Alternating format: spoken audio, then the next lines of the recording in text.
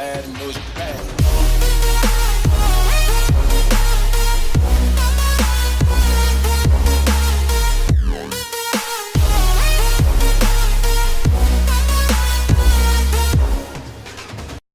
Look, I'm trying to go into college and go do that crap, okay?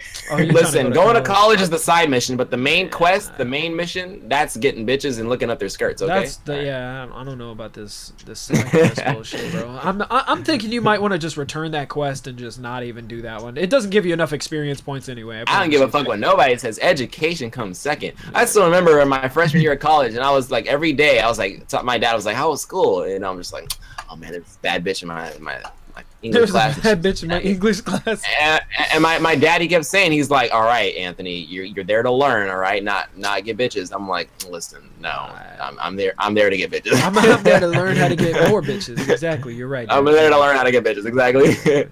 Let's not get it twisted.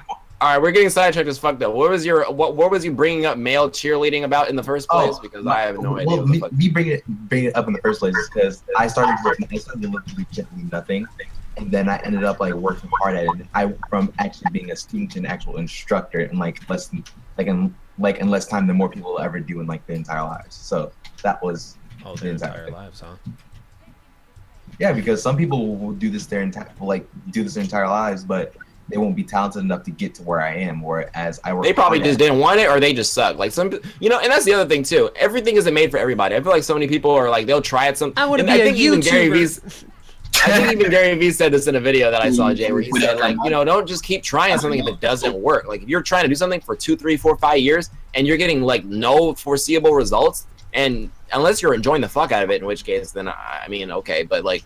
It's like maybe this isn't fucking for you, because like something that I kind of referenced in my video that I uploaded earlier today is that like there has to be something wrong with you to make videos as much as I do, because like it's so time consuming, it's so it's not normal. Like, and even when you ever like go to like even like the biggest YouTubers, if you ever talk to the biggest YouTubers, like they don't really have a lot of like social interacting. Like a lot of their like it's like I remember Just Kidding News. They even like I remember it was one of their vlogs. They're like, oh yeah, we just wake up, we come to the office, and then we go home. Like our whole life is just this channel. Like we don't go out in places and do. That's how it is. Like if you're trying to be like fucking, if you're watching like fucking like Swoozy or like all these other vloggers and they're all out partying and doing all this other shit all day and everything like that. Like that's like that's like further down the line, but that's not the YouTube life. The YouTube life is sitting in your room on your computer like 24/7. That's what it is. So it's very sticky, hot. It stinks from time to time. People look at you strange. Like when you do go outside, you got a fluffy ass beard, and people are just like, "So what do you do for a living?" I sit in my room and I yell at a microphone. I sit in my room, edit for hours, and that's it. I yell at a microphone and. Yeah, YouTubers don't have lives. We just sit at home all day. So much, that's what the impression you got. Like, nigga, I just got a haircut after like 8 weeks, and I realized, wow, I look like fucking Christian Bale when he fucking got trapped in that hole for like 10 years. I was just like so scruffy. I was just like, why does my beard look like my afro right now? Like, what the fuck? It was just so fucking strange. Well, I don't know about staying in your house and having bad hygiene. Those are two separate isolated events in some cases. They really are. I mean, they're also very close together at the same time. So it happens. It happens. So Oh man. Personally, I like sitting and not doing anything for hours on end. Except for making videos. I mean, it's not that you're not doing anything. You're just not going outside, breathing and shit, interacting with people. Yeah, exactly. There's no actual, like, air involved in it. There's no, person-to-person interaction if I don't want it. So, I think that's the best part. I don't have to talk to people if I don't want to. So, but then, and I was so happy to hear, like, and it goes to show, I have to kind of give myself more credit in a lot of circumstances, in the sense that when I feel like something is smart, something is common sense, but it doesn't seem like it because it's not what most people are doing. In fact, and I kind of stole this quote. I don't know if once again, I don't even know if this is from Gary Vee. I've been watching so many of his videos. I'd be mixing his quotes with other people's, but it was something that my mom said. I kind of stole his quote, and I was just like, I'm not trying to do what everybody else is doing, because everybody else's life is boo boo. I don't want that shit. Like what I'm trying to do isn't what everybody else is doing.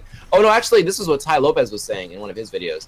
How he's just like, why would you be trying to do what everybody else is doing? Like, all of the most successful people are outliers. Like, they did shit that everybody else wasn't doing. So you're not trying to imitate what the average person does. You're trying to do what fucking nobody else is doing. You're trying to be doing shit because clearly they're not doing it right if they're not millionaires. So, But like, but yeah, I mean, it's just like when Gary Vee was like, oh yeah, for like 10 years straight, all my friends were out partying and having fun. They were looking at the like short-term benefits and not the long-term. And now it's just like, now I'm rich as fuck and I'm doing all this shit. And now I'm partying and turning up and I have all this money. And all those people that were partying back then spent all their money on those parties. So they have nothing now. So, and I like, but he's just talking about how he just did nothing but work for like just like 10 years straight. Like he didn't do anything. And how the whole stigma is that, you know, when you're young in your 20s, that's when you need to party and have fun and do all this stuff instead of trying to work on your future and everything like that. But then he was saying, he's like, you know, it's not like people that be acting like their life ends at 30 or some shit. Like he's talking about like, I still have plenty to do, more that I want to do, you know, and I feel like I'm just getting started. And I like that kind of mindset. I agree with that. Like, I feel the same way. Not that I'm trying to like do nothing but work for 10 years straight or anything like that, but that just mindset of you don't have to feel like time is fleeting all the time and just be like, oh, I can't go out and work. I need to have fun doing bullshit or whatever. But then also the other part of it as well is like having fun in the moment. Like I feel like a lot of people are always trying to say like, oh man, I'm trying to get to this point, But there honestly is no finish line because you're always going to want something else when you get to the point you're trying to get to. So it's best to like not spend your whole life chasing that purple dragon and just be like enjoying the moment at the same time as you're enjoying what you're heading towards, whatever. Enjoying the journey better than the destination because there really isn't a destination, so then you're never going to really enjoy yourself or whatever.